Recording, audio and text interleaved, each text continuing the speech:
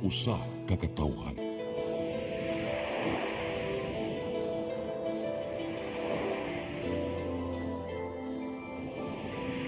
Cebu Catholic Television Network.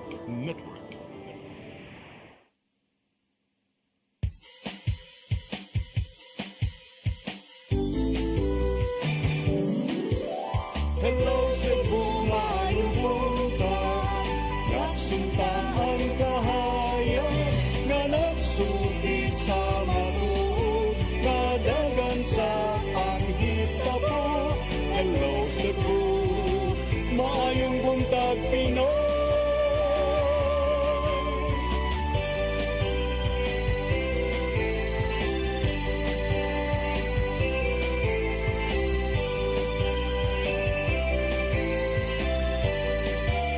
Ang pagtutulungan sa mga katawhan. Hello Cebu,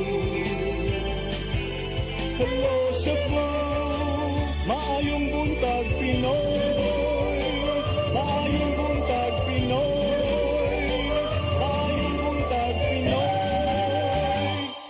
Hello Cebu, maayong buntag Pinoy, adlaw karon nga Webes, Disyembre 12, tuig 2024. Sangan sa atong regular host Malu Inocando Tabar, ako si Crystal Joy Filerca. Ako si Attorney John Destacamento. Kami mo ay makig-uban kaninyo karong buntaga hangtod sa alas 9. Atong sugda ng atong tulumanon sa pagsuta sa atong weather update, pinaagi ni Sir Jumer Iclarino sa Pag-asa Mactan. Sir Jumer, good morning. Yes, ma'am. O atong dyan, good morning sa tanan o sa atong tanan tigpaminaw. Kini atong latest weather update karong adlaw. Shoreline nakaapekto sa silangan bahin sa Central ug Southern Luzon o kining amihan nakaapekto sa Northern Luzon o sa ubang bahin sa Central part of Luzon. Atong weather conditions sa Central Visayas, lakip na ang probinsya sa Cebu, makasinati na panagsama panoron ngadto na sa medyo madag-umo na kalangitan og naay mga pag-ulan ug kini mga localized na mga pagpangilat o pagpanugdog mugna kini sa intertropical convergence zone. Padayon ta mag-monitor sa itong mga gi-issue ng mga thunderstorm or rainfall advisories, lakip na mga color-coded na heavy rainfall warnings. Hinay nga ito na sa kasarangan na hangin masinati sa Visayas o nakadagatan, malinawan nga ito na sa kasarangan ng pagbalod. Temperatura sa Cebu, 26 to 32 degrees Celsius. Haring adlaw mo salo po niya alas 5:24 sa hapon. Ang dagat mo hunas, 1:40 sa hapon.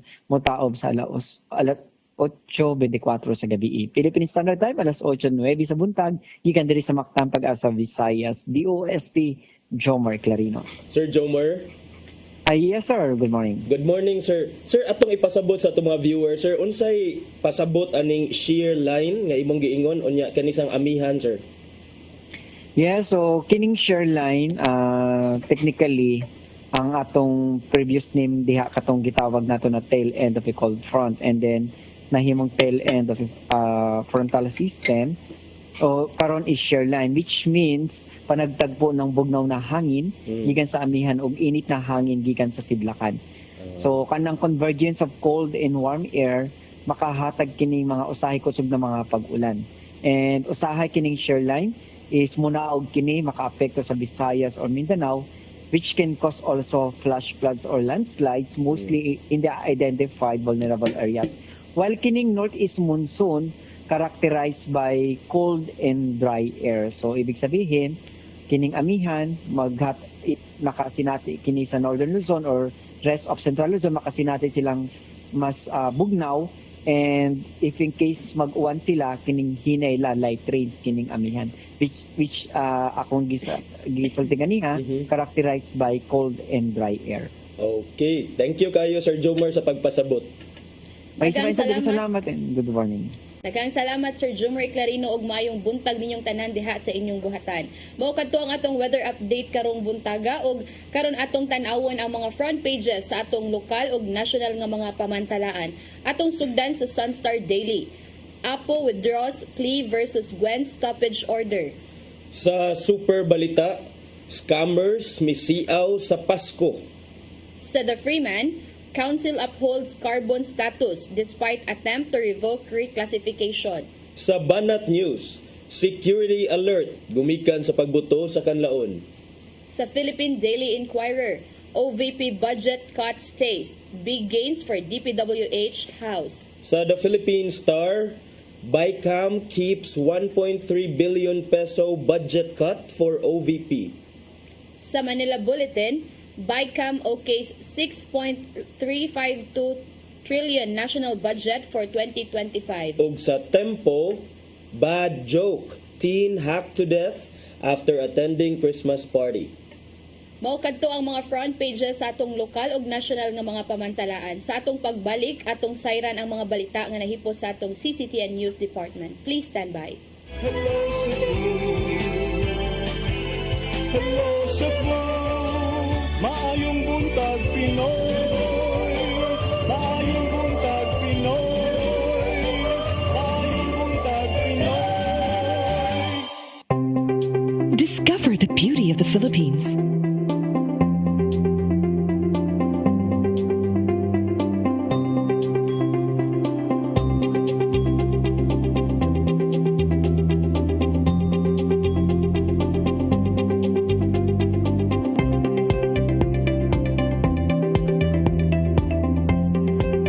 With Philippine Airlines, the country's flag carrier.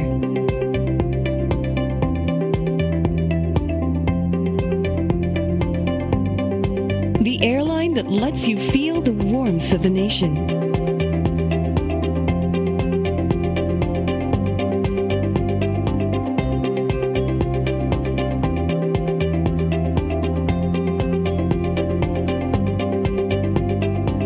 Mabuhay!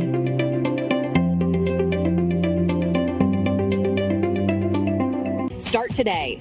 Unlock the secret to a healthier you. You're worth it. Health is wealth. Health Plus. Easy Flow and Health Lift Plus. Health is wealth.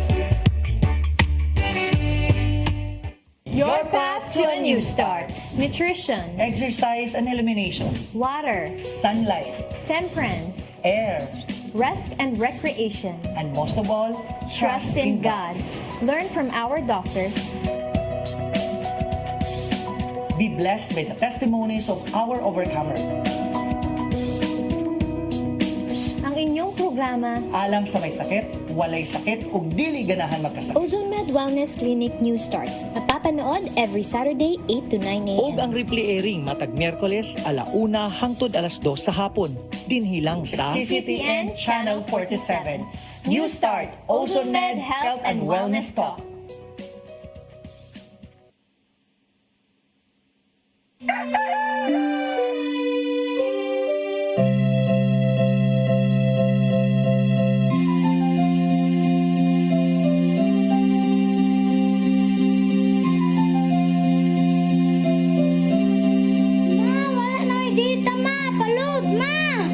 Sorry ma'am, na-late ko.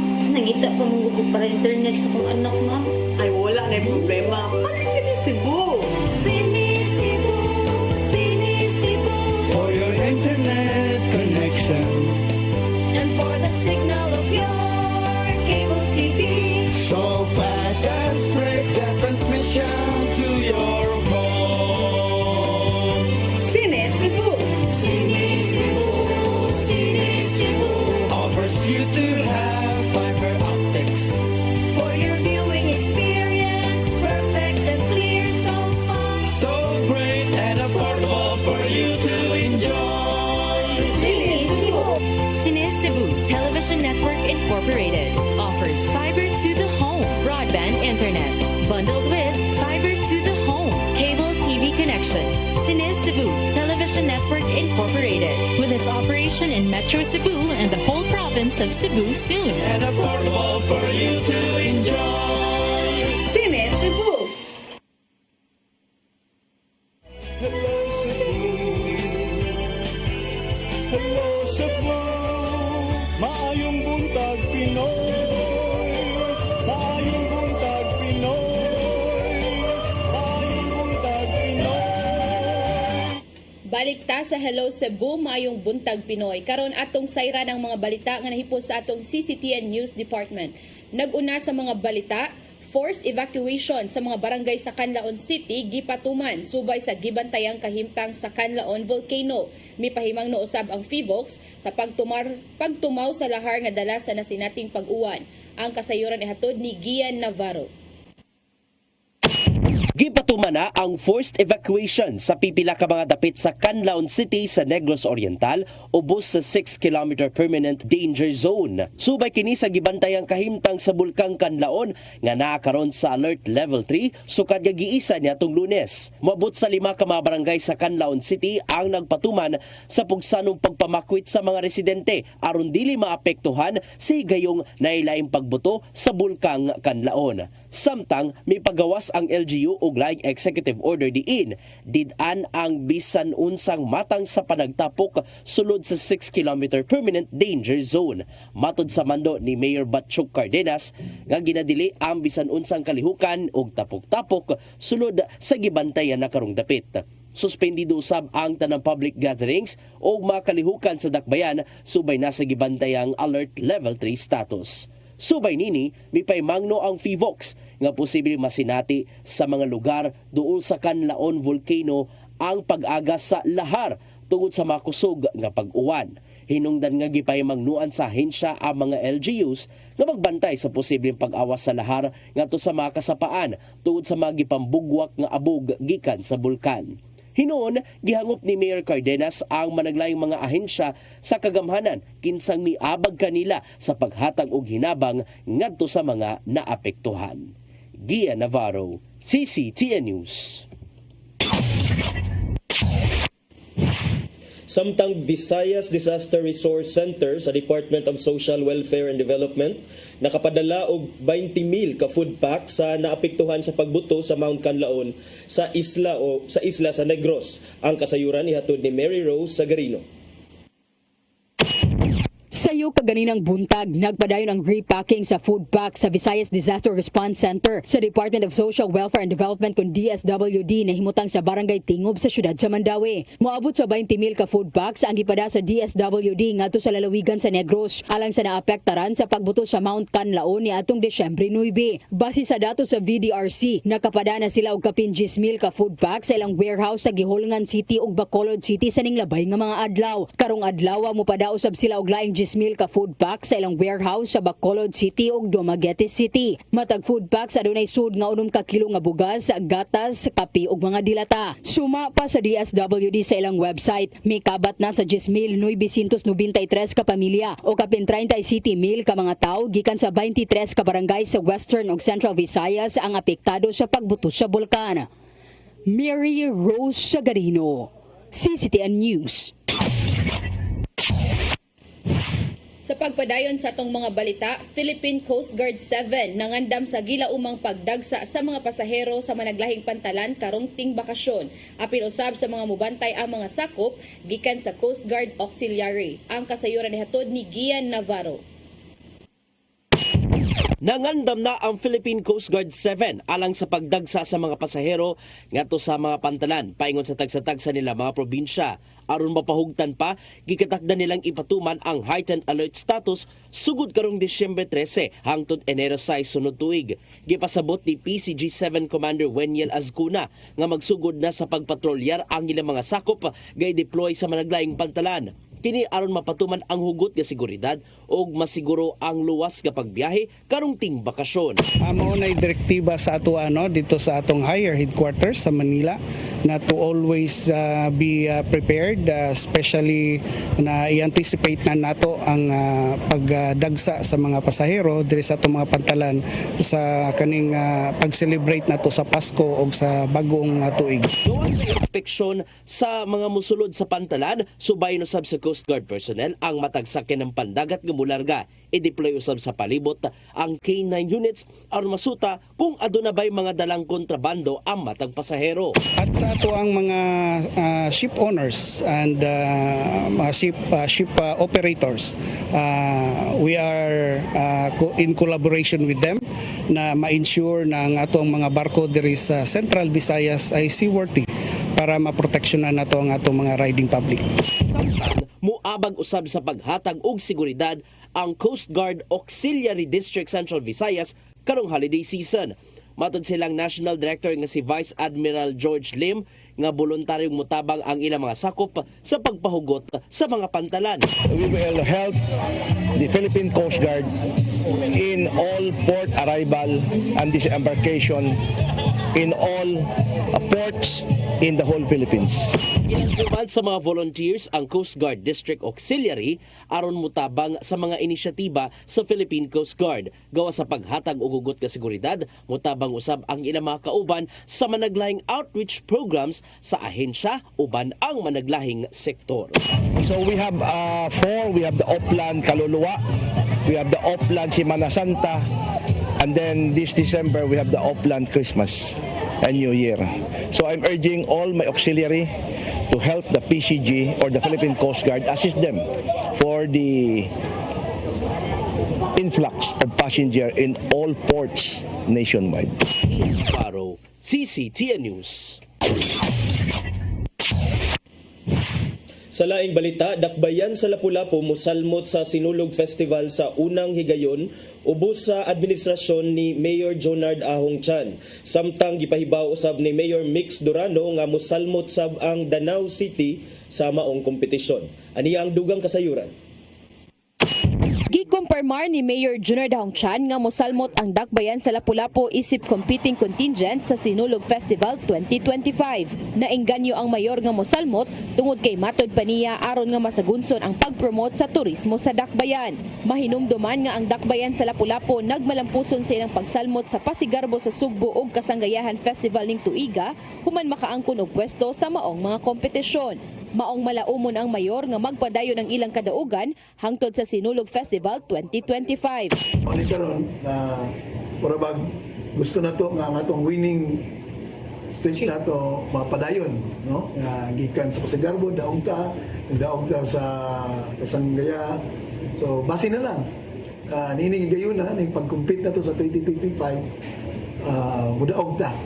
No, Kini maoy unang higayon nga mosalmot ang dakbayan isip competing contingent ubos sa administrasyon ni Mayor Chan. Giangko ni Gary Lau, ang officer in charge sa City Tourism Office, nga mas dako ang ilang contingent karon kaysa sa Pasigarbo sa Sugbo. Gibana-banang moabot og dulan 500 ang Lapu-Lapu contingent, nagilangkuban sa 96 ka dancers, 24 ka ritualist, 2 ka choreographers, 10 ka dance masters, ug ang uban ni ana mga propsmen ug working staff. Dugang usab ni Mayor Chan nga lahi na usab ang ilang ipasundayag sa gipangandamang kompetisyon. Usa sa ilang ipakita ang panginabuhian sa Barangay Mactan nga mao ang carving nga garbo gihapon sa dakbayan. Apan bisan pa man sa bag-ong konsepto, ang dakbayan aduna lang 3 milyones ngadto sa 4 milyones nga budget para sa maong kompetisyon. Ang katong mga previous props nato which is naa pa man, our artists are here na to check kung unsa pay mga gamit, no, para dili ta magsigig palit bitaw ng ang tanang butangan na napundo among gipang retrieve para may atong gamito balik, no. Kay usas makapadako mang gasto in that festival is number 1 kaon, number 2 the props and the costumes. Sa laing bahin, gipahibalo ni Mayor Mix Durano nga mosalmot ang contingent sa Danau City alang sa umaabot nga Sinulog Grand Parade. Matod sa iyang video message, nga sa nanglabay nga mga panahon mas gihatagan og pagtagad sa LGU ang pagpalambo sa dakbayan pinaagi sa managlahing programa. Hinungdan nga nakabot nila ang mga kalampusan gikan sa managlahing nasudnong ahensya sa kagamhanan. Suma pa niya nga moapil ang Danau City LGU sa Sinulog Festival 2025 isip pagpasalamat ngadto sa Haring Gamay tungod sa nadawat nga mga grasya sa dakbayan. Crystal Joy Filerca, CCTN News. Sa atong uwahing balita, tigbakay sa Sambag 4, Barangay Guadalupe, gironda sa Guadalupe Police Station nga miresulta sa pagkasikop sa 16 ka mga sugarol. Kapulisan mibutyag nga bisan og apil kini sa kalihukan sa fiesta sa barangay apan hugot gihapon kini nga gidili sa balaod. Ang kasayuran ihatod ni Arnold Bustamante. Moabot sa 16 ka mga sugarol ang nangadakpan sa Guadalupe Police Station human rondaha sa kapulisan ng Tigbakay sa sitio Sambag 4, Barangay Guadalupe sa Dakpen sa Sugbo, alas 3 kagahapon sa hapon. Mato ni Police Major Miles Damuslog, ang hepe sa Guadalupe Police Station, nga nakadawat sila og reklamo og tawag sa telepono may kalabutan sa nakpadayon nga Tigbakay sa mga lugar. Tungod ani gimanduan niya ang iyang tracker team sa pagpangulo ni Police Lieutenant Christian Gabriel Putol nga molusar og operation batok sa illegal gambling nga may resulta sa pagkasikop sa 16 ka mga tao. Upon receiving the information, nag-dispatch agad tayo ng tao natin to verify the area. So, during the verification, positive na merong nagtitigpakay sa area. So, we need to take effect yung arrest by at around 3 o'clock. Bit sa mga operatiba ang 5 ka mga manok panabong nga pulos sa marana. Diinduhan ini, doon na pa'y mga tari sa tiil ug ang 2,000 pesos ka kwarta sa sugal. May pasabot si Damoslog nga bisan kabahin sa kalihukan sa kapistahan sa barangay ang gihimong Tigbakay, apan hugot gihapon kini nga gidili sa balaod. Ang gitugutan lang mato ni Damoslog nga makahimog sabong sa manok mao ang legal cockpit arena. Kahit inline sa pista, alam naman natin ang Tigbakay is bawal unless ginanap siya sa authorized na cockfighting arena. Ang pagpasabot ni Damoslog ang kapulisan sa Dakpen sa Sugbo, wala mo dili sa sabong sanglit o sa naman kini ka tradisyon sa mga Pilipino. Apan kinahanglan nga dito kinihimuon sa sakto nga lugar. Kalapasan sa Presidential Decree 1602 kung illegal cockfighting ang giandam nga kaso nga ipasaka sa Guadalupe Police Station batok sa 16 ka mga sugarol. Arnold Bustamante, CCTV News. Mao kadto ang mga balita nga nahipos sa atong CCTN News Department nga inyong nakita kagahapong adlaw sa Sayre 47. Sa atong pagbalik, maghisgot na kita og pipila ka mga isyu nga manginlabot ang lungsod ug ang nasod. Please stand by. Hello Cebu, maayong buntag Pinoy, maayong buntag Pinoy, maayong buntag Pinoy. Discover the beauty of the Philippines.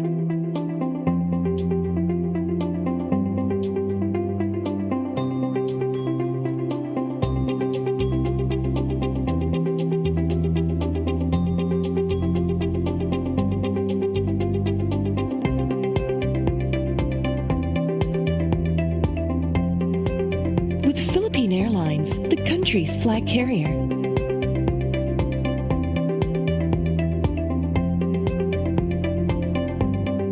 The airline that lets you feel the warmth of the nation.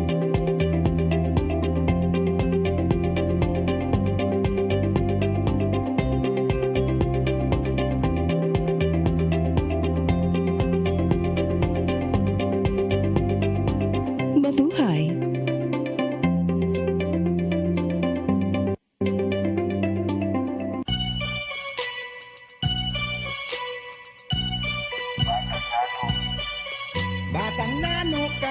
Batang nano kami, adlaw gabi ikumbati permi, bakalag pobre, basta happy lang mi, ang kinabuhi in ani gyud mi, pagdayon lang, suko sa hagit bisag matulimbang, pagdayon lang, ang kinabuhi in ani gyud mi, batang nano kami, adlaw gabi ikumpati permi, pirming katawan o pirming tamayon, sila na ihasa among gigamyon sa among kahimtang, laban lang gihapon bisag sa katiliban, kaya no yanuhon pagdayon lang pirmi bisag usahay kapoy na, Ginoo ay bahala tugyandahan sa iyaha, maugi ni ang storya sa among kinabuhi, kami ang batang nano gaantos sa mong kapobre, batang nano kami, adlaw gabi ikumbati permi, bakalang pobre, basta happy lang ni, ang kinabuhi in ani gyud ni, pagdayon lang, suko sa hagit bisag matulimbang, pagdayon lang, ang ang kinabuhi in ani gyud ni. Sa matag adlaw na pagsuway among ang kayanon, kinahanglan nga anaron among kaugalingon, maning kamot kada adlaw para lang na ay makaon. Mga kwarta lang gamay kami na magmalipayon, padayon lang perme bisag usahay kapoy na. Ginoo ray bahala itong yan tanan sa iya ha. Maugini ang storya sa among kinabuhi, kami ang batang nano gaantos sa muka pobre. Batang nano kami, batang nano kami, adlaw gabi ikumbati permi, bakalag pobre basta happy lang ni. Ang kinabuhi in ani gyud ni.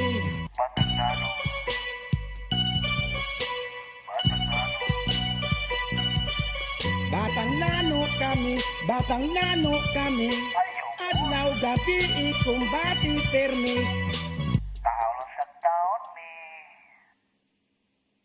Hello Cebu,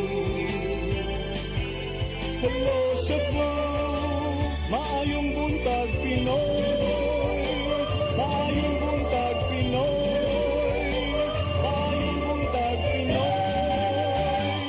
Balik ta sa Hello Cebu, mayong buntag Pinoy. Unsa nagkanit ba partner?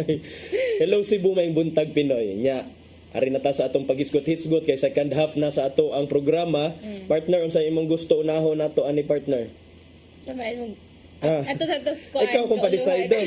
Ato sa kauluhan. Okay.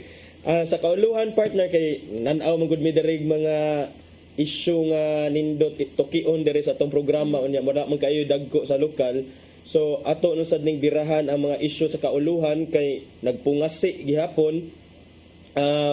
Partner, matod pa nga si Vice President Sara Duterte, ang budget niya partner nga katong ang budget niya nga 1.3 billion giibanan to gi-budget cut sa Kongreso ang iyang proposed budget by 1.3 billion karon ang bicameral committee gi-retain niya ang budget cut ng 1.3 billion para sa Office of the Vice President. Kana nagpasabot nga out sa gi-propose nga budget sa Vice President's Office, ibanan to og 1.3 billion partner. Dako, which is dako kaayo siya. So pila na lang ang nakuan partner? So ang na-retain partner kay ang kuan na lang siya. The BICAM report does not include any increase in the 733 million allocation for the Office of the Vice President. 733 million na lang siya partner.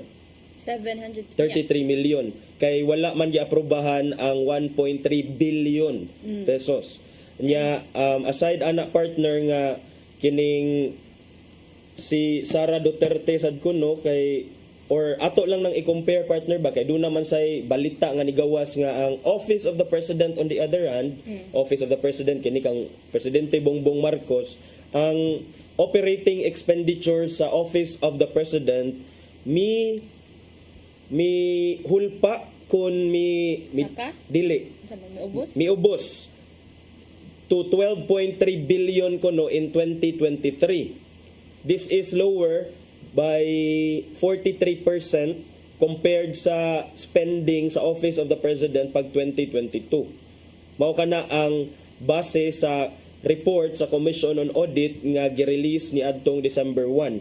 Ang maintenance and other operating expenses sa Office of the President kun MOOE in 2023 anaa sa 12.313 billion samtang ni adtong 2022 taas 21.768 billion. So makita nato partner na samtang gi-question sa mga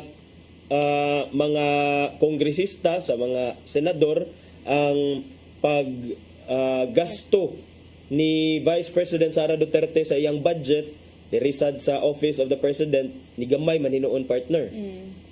And atong nakuan ganina sa mga headlines partner murag sa pag-cut nila sa budget sa OVP adto na padong sa murag usa ang DPWH sa nakakuha og nakay data da partner pila ilang gi-realign nila silbig instead nga ihatag ato sa OVP gi-realign sa other line items diha sa National General Appropriations, pero mayon sila nga ang kini si House Appropriations Committee Chairman Representative Saldi Ko may question sa overlapping projects kuno sa OVP such as financial and burial assistance. Kini kuno nga duplication sa programa sa Office of the Vice President. It's not logical for the OVP to have separate social services. Kay ato mga mahibaw-an partner ang di ba ang financial o mga burial assistance doon na naman tay mga DSWD na no? doon na tay mga ahensya sa gobyerno under the executive department nga nanghatag na ani nga klase sa assistance. So matod niko nga ang bicameral committee mi desider nga ilahang gi-maintain ang 1.3 billion budget cut and not to further reduce the travel funds for the OVP. So the slashed funds were allocated to government agencies like katong ni giingon, Department of Health, DSWD, o kining with tested programs like assistance to individuals in crisis situations o medical assistance for indigent and financially incapacitated patients. Si De La Rosa sa iyang bahin mi-admit nga si Bato De La Rosa nga kining kuan sila na sagmoyo sila partner aning development nga despite sa ilahang last minute push nga unta i-reconsider sa bicameral conference committee ang pag cut or pag-reduce sa budget sa OVP pero wala lang gyapon sila nahimo. We can't do anything if they don't want to. Just look at my eyes and how frustrated I am. Hopeless. Manay ingon ni Bato De La Rosa. But kana if makuan mo gyud partner nga basin ka na nga gitagana nga mga budget sa OVP sa kato ba murag kuan na ba reasonable ba nga kanang doble na ba? Doble nga nung why would she offer that same kanang programs or assistance to the people kung naa naman the department ana nga naka-assign. So pero yeah, I think ilahala pud na nga mao na ilang na desisyonan nga i-cut na nila and na-realign sa mas daghan na noon nga mga ahensya sa gobyerno ang napadulngan sa nakat nga budget gikan sa OVP. Tinuod na partner niya kagahapon partner kay nagpatawag og press con si Vice President Sara Duterte sa mga reporters where she was asked to explain nganong ang iyahang confidential fund nga mga resibo dunay mga pangan sa mga giingon nga non-existent individuals sama atong Mary Grace Piatos nga gikumpirmar sa Philippine Statistics Authority nga way record ana sa amo ang database nga there is no record for birth, death or marriage of one Mary Grace Piatos. Pero unsay tubag ni Vice President Sara Duterte partner, wala siya hatag og explanation. Mi decline siya nga mo explain. Ingon siya partner, I will not give an explanation because it will entail that I explain intelligence operations which will compromise offices who do intelligence operations. So, ang akong pagsabot ani partner kay ang iyahang rason nganong wa siya ni explain kinsa ni si Piatos, kinsa ni si Chippy, kinsa to uban nimo Tempura. Ang nadre partner kay Chippy McDonald, Fernando Tempura o Carlos Owishi. Mo ang mga names diri nga. Lamia ana snacks. Malagi. Magsay pas buntag pero lamin na snacks magigutom na tagingani atong kuan nga mga pagkaon partner. Pero di ba basically if ka makadungog tagingani nga mga names partner pud ka magduda ani partner nga Chippy McDonald duha naman ni ka brand sa mga pagkaon. Mo na yang giingon lagi partner nga I think ayang point is nganong imo mang isulti ang pangan sa tao makompromiso kuno ang intelligence operation kung panganlan og tinuod ang tao. Mao na ako ang na-get sa iyahang explanation nga I will not give an explanation because it will entail that I explain intelligence operations which will compromise offices who do intelligence operations. Will be matrace man good siguro ang mga opisina nga naghimo og intelligence operations kung legitimate nga mga names or kung legitimate names, but I'm not sure what's the guidelines under the COA aning pag liquidate partner kay about aning confidential Oh, funds. about sa confidential funds. Bitaw kay confidential gud noon siya, but Kay I don't think the COA would also reveal the names. bitaw. I don't think the COA would also reveal the true names kung tinuod nga pangan ang gibutang didto. And also, mga confidential information or matters of security, these are protected. Pwede gani siya kuan ni sila kining they enjoy protection. Pwede gani na nimo nga dili i-reveal even in a case kaning mga matters of national interest or matters of national security. So I think nga ako lang sa ding pangagpas nga kung i-liquidate sad siguro kinahanglan sad siguro gyud nga i-liquidate ibutang dito ang tinuod nga pangan partner kay unsaon man natog verify sa COA kung nga legitimate indeed ang operations or nga gigamit sa sakto nga purpose or gamit sa sakto nga pamaagi ang pundo. Mao gyud. Kung siguro kung legitimate pud ni diri partner kung sakto niya mga pangan or kanang dili questionable ba, di pud ni siguro mukuan ang COA. Kay siguro kanina pagawas nila ng ani nga mangan kay questionable gid siya. Questionable kayo ba? So malagi na, but in her defense na kanang dili lang siya mo explain, di siya mo tubag ingan na magkagaro nakaget sa gud sa mo kuan partner katong di ba ka remember ka nang utana ka unsay mga standards or kanang kuan if magkuan tag mga tao nga sakto for that position ba katong ingon kanimo nga kabaw sa balaod but ningon ka nga ang kabaw sa balaod kabaw pud na sila mo twist sa balaod but so karon murag makita ni butaw nimo nga attorney man ni si Vice President Sara Duterte di ba unya kada bitaw makuha nimo nga kabaw gud siya sa iyang katungod or kabaw siya sa balaod nga kabaw siya unsay kanang na siya own interpretation nga kani kaya niya mo unsa nimo ingon siya nga dili lang siya mohatag og explanation kay kung siguro partner ang tao siguro nga kanang wala bitaw background about law or kanang walay kanang daghay ay kanang knowledge about kanang kuan ba balaod kay if investigaran ka kanang musugot ra bitaw ka pa investigaran kay syempre mao man ka ni inga na bitaw but kani siguro ang kani mga naay kaalam sa balaod ba okay kabaw ko nga ay pwede ni nako buhaton so amo ni akong buhaton inga na bitaw partner. So at least pero tan-aw nato kung even if knowledgeable siya sa balaod isip usa ka attorney and of course she has a strong battery of lawyers around her nga makahatag niya og legal advice pero tan-awon sa dato ang quality sa advice kanang magsigira kag ingon nga kanang basic nga mura ram gud siya it amounts to a mere kining denial or alibay nga di ko mo explain ana kay confidential ba yan ni ano mo explain man ko ana but tan-awa ra gud partner duna aside atong mga piatos uwishi tempura dunay duha ka mga signatories sa mga resibo nga iyang gi-submit dito sa Commission on Audit nga abbreviate lang ang pangan as AAS o JOV. Kini silang AAS o JOV mga kuan kuno sila nakadawat og giingong substantial payments dako si AAS nakakuha og 280,000 in 3 tranches 60,000 pagka December 2022 150,000 pag February 2023 70,000 in the third quarter. Samtang kini si JOV nakadawat og 920,000 in total. 170,000 ni ana giingon nga quote unquote reward payment, then 250,000 para sa supplies og 500,000 for medical and food aid. But wa ta kahibaw kinsa kini sila si AAS og JOV.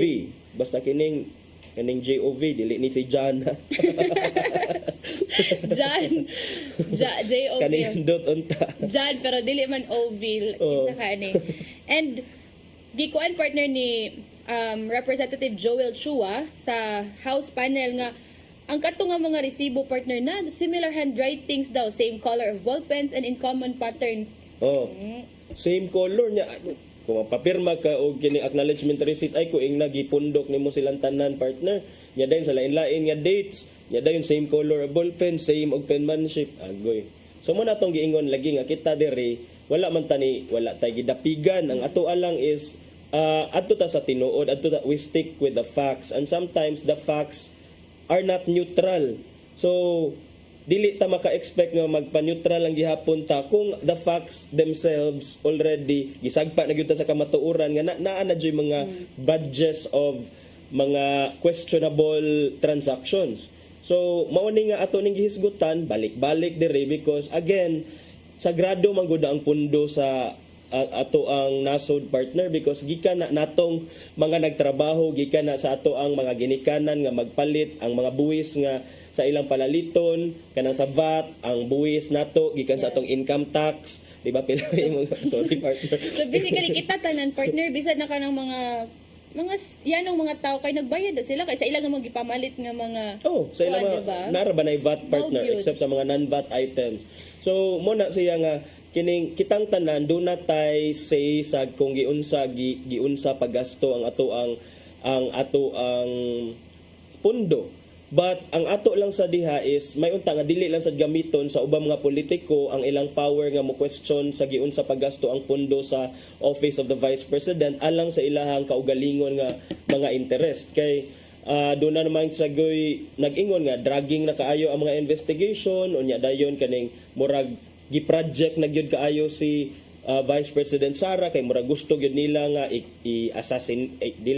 character assassination gyud si ang Vice President smear gyud ang iyang pagkatao o ginana. But ang ako lang sang gikabiliban sa Vice President partner kay consistent yun din siya from the very beginning. She really looks unfazed. She really stood her ground nga bisan pa partner og dunay daghan na kaayong mubatiko sa iya gikan sa Kongreso, gikan sa Senado, even at some point the President himself uttered some harsh words. I don't know if those are harsh words enough for her, but there were words uttered by the President katong in the wake atong iyang statement about the threat on the life of the President, his wife, and the Speaker. So kining despite aning tanan partner makita nato ang composure ni Vice President Sara Duterte, and she really has, even if she's a woman, she has the balls partner para nako. So if only for that I have to give props for the Vice President. And mao sad ni ang ubang mga supporters po ni Vice President Sara Duterte kay wala gid sila nagbasol partner for supporting her during the last vice presidential elections because kay baw man sila nga she is like that, and she has been like that even way before while she was still mayor of Davao City.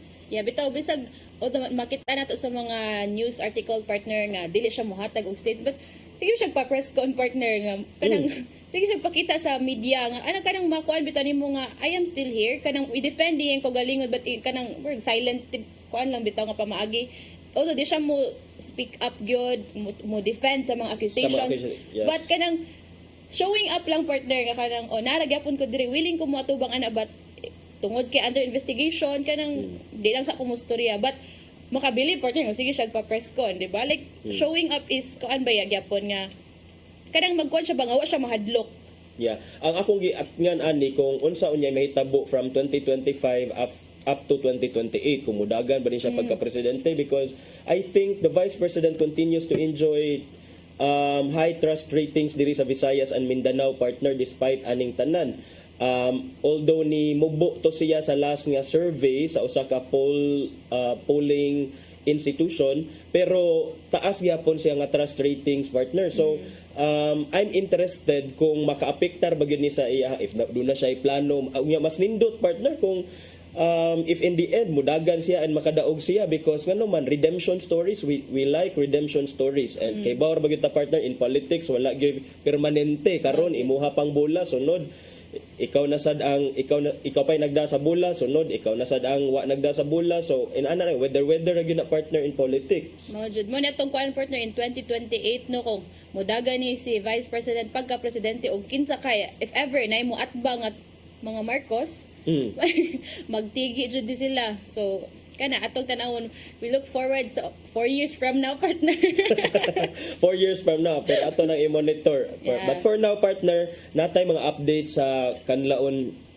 eruption. Ya kagahapon partner ang Canlaon City ni kuan na to sila partner nga gilift na nila ang suspension sa government work sa Canlaon City. So sugod karong adlaw partner kay balik na ang mga trabaho sa mga LGUs. And although wala lang gikuan diri ang mga eskwelahan kung nakabalik na ba ang nara sa executive order kay ang suspension lang sa trabaho. So balik na sila and hopefully nga so far wala man tay mga nakuano nga mga balita dito sa Canlaon City nga nibuto na po di balik or ang mga ashes nga nagbuga. But In fact, naa partner kay sa report sa Philippine Star, miingon sila nga ang bulkan kunong Canlaon mi continued to spew ash human sa pipila ka adlaw human sa iyang pagbuga atong Lunes. Matod sa FIVOX partner nga there has been continuous degassing with occasional ash emissions. Duha ka ash emission events ang na-record atong Tuesday which lasted 11 to 39 minutes long. Nya si FIVOX Director Teresito Bacolcol miingon nga they are still analyzing the ash from eruption if it can be classified as a magmatic eruption. There were also 31 ka mga volcanic earthquakes ang natala ni anang sa mga panahon.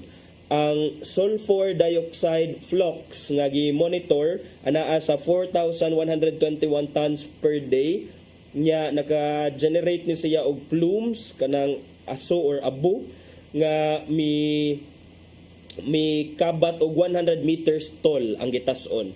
So mana partner, Canlaon is still under alert level 3 or magmatic unrest according to FIVOX. Mao na nga gi-recommend gyapon nilang evacuation of communities and pero kagahapon gibalik naman ang trabaho sa Canlaon City partner no government. ang unsa partner ang Miluwat na og kining executive order ang balik na ang mga LGU. Siguro ang going gap ay padayon gyapon ni ang kanang pag-evacuate sa mga residente partner but kanilang siguro ang mga government employees ang back to operation na. Yes partner. So kana hopefully nga wala nay kuan diha, wala nay magmatic unrest diha sa Canlaon volcano kay ang last traba nga magmatic eruption pasabot aning magmatic eruption partner para sa itong mga viewers, magma. So kanang magma mao na ang katong mga tinunaw nga mga bato nga nagkayo-kayo nga gikan jud sa kinailadman sa bulkan. Ang bulkan manggod pwede ra gina phreatic eruption, meaning ang phreatic eruption kana rang murag asura siya, wala siya dala nga mga magma nga gikan sa iyang ilawom. Pero kani magmatic eruption kay murag mas kuan siya, mas peligro partner kay magda naman siya og kining mga init nga mga tinunaw nga mga magma didto gikan sa iyang core gyud. The last time that this happened partner dugay na kaayo ambot kung gipangkanak na kaani 1902. Wala pa 2000. Unsa day ka partner Gen Z ka? Oo, 2002. Gen Z si partner. Kami kay kuan man mi. Bitaw. Unya unsa mo ka partner? Generation.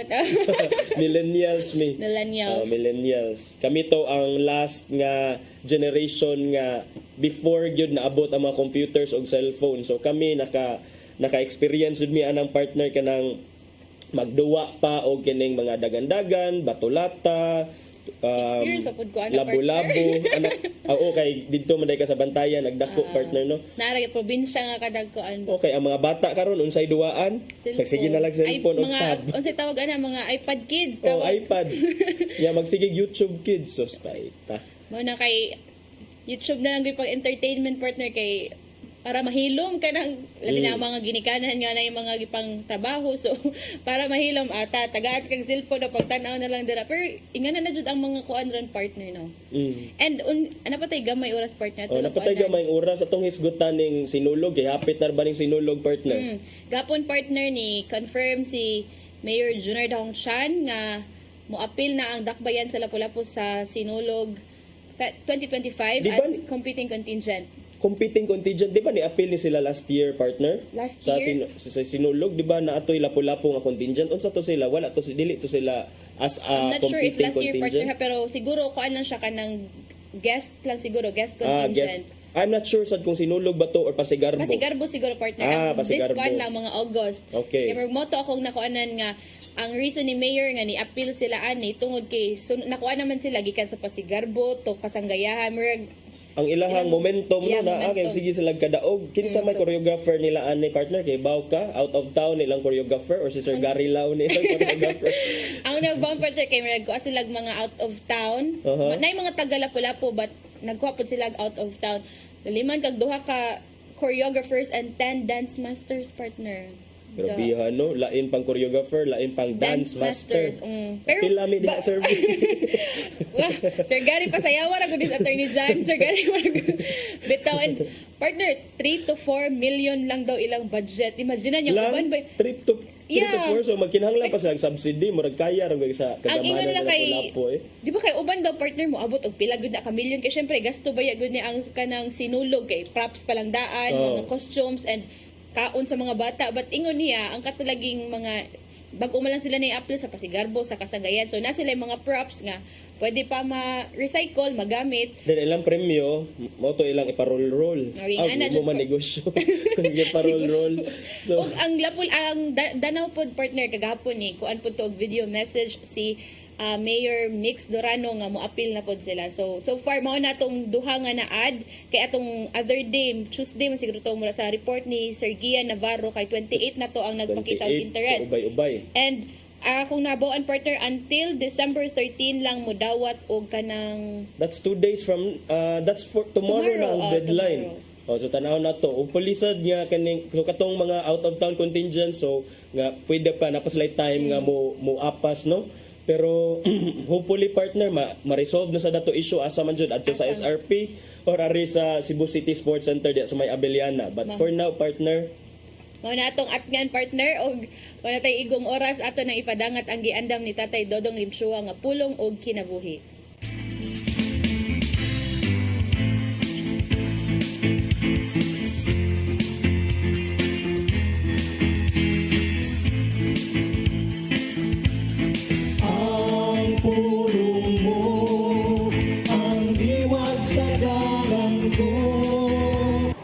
Ginoo dunay plano alang kanimo. Ug tinguha niya nga magbalipayon ka sa imong kinabuhi. Dili siya buot nga mahimo kang miserable ug kanunay bugat ang imong gibati ug puno sa discouragement. Apan ang maayong balita mao kini. Ang imong kinaiya ug outlook sa kinabuhi mahimong mausab. Kung ihangad mo ang imong mga mata sa langit ug mututok ngadto sa Ginoo lamang. Iya kang hawason sa imong kahimtang. Sa Salmo 3:3 nagingon, apan ikaw o Ginoo ang taming ko kanunay sa mga katalagman. Gihatagan mo akong kadaugan ug gipahuli mo kanako ang kadasig. Sa panahon nga magatubang kitag katalagman, ang Ginoo mo'y manalipod kanato. O kay siya lamang ang makahatag nato kadaugan, nahan siya lang usab ang makahatag kanato og kadasig. Hinumdumi, ang Ginoo may maayong plano kanimo alang sa imong gugma. Siya atong paglaom alang sa ubabot.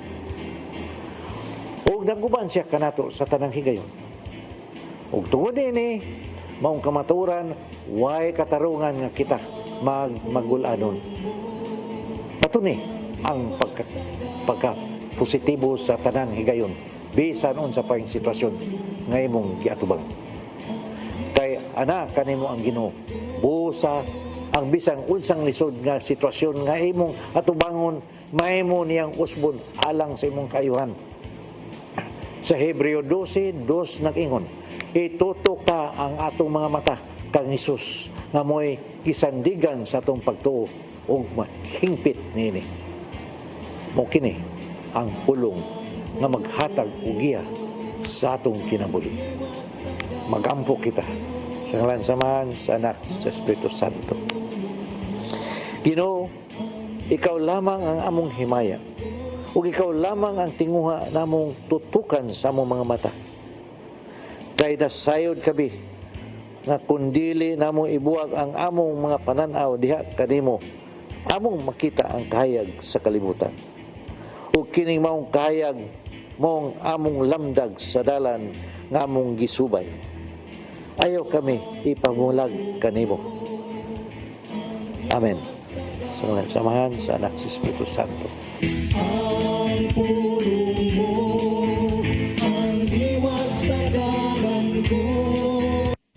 Pulong og kinabuhi ni Tatay Dodong Limchua mo'y nagtapos sa atong tulumanon. Daghang salamat Philippine Airlines. Yeah, thank you sab kang Archbishop Jose Palma, Nanay Diana Limchua ug Tatay Dodong Limchua. Daghang salamat usab sa among News Manager Sir Dennis Tabar, sa TOC Sir Robert, Ma'am Inday, Sir Matmat, Miss Mabel ug Ma'am Joanne. Sir Michael, Sir Rodel, Sir Raymond, Sir Bruce ug Sir Ferdy, salamat. Daghang salamat usab sa iyong pagpakig-uban namo karong buntaga. Sangan sa tong regular host Malu Inocando Tabar, ako si Crystal Joy Filerca. Ako si Attorney John Destacamento. 13 kaadlaw na lang partner before ang Pasko. Medyo nakalimutan na. Ang Okay, tudog 13 mga na adlaw lang. sa programang Hello Cebu, mayong buntag Pinoy.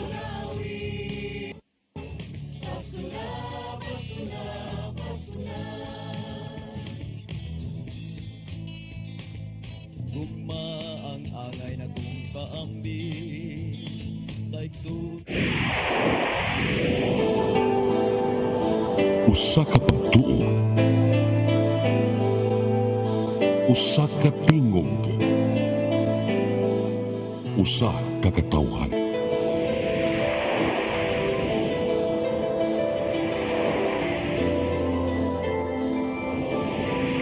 Cebu Catholic